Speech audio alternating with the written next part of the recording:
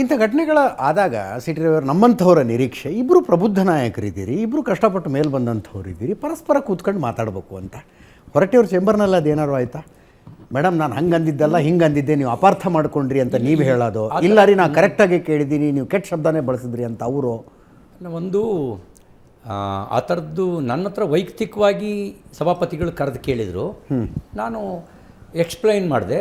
ನೀ ಏನು ಹೇಳಿದೆಯಾ ಒಂದು ರೈಟಿಂಗಲ್ಲಿ ಕೊಡ್ಬೋದಾ ಅಂದರು, ರೈಟಿಂಗಲ್ಲಿ ಕೊಟ್ಟೆ. ಓಕೆ, ಅಲ್ಲಿ ಅವರೇನು ನನ್ನ ಮುಖಾಮುಖಿ ಕರೆದಿದ್ದರೆ ಕೇಳಿದರೆ ನಾನು ಮಾತಾಡ್ತಿದ್ದೆ. She is a phone call away sir, and you are a phone call away from ಹರ್.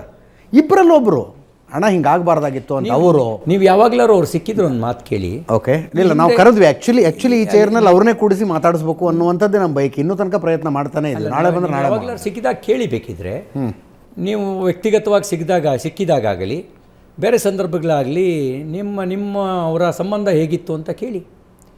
ನಾನು ಬಾಯಿ ತುಂಬ ಅಕ್ಕ ಅಂತ ಮಾತಾಡ್ಸಿದ್ದೀನಿ. ಸುಮ್ಮನೆ ತಮಾಷೆ ಮಾಡ್ತಾ ಏನಕ್ಕ ಇವತ್ತು ಮಿಂತ ಇದೆಯಲ್ಲಕ್ಕ ಅಂತಲೂ ಕೇಳಿದ್ದೀನಿ. ಆ ರೀತಿಯ ತಮಾಷೆಯ ಘಟನೆಗಳು ಇದ್ದಾವೆ. ಓಕೆ, ಮತ್ತು ಅಕ್ಕ ಅಂತ ಎಸ್ ಮಾತಾಡ್ಸಿರೋದು.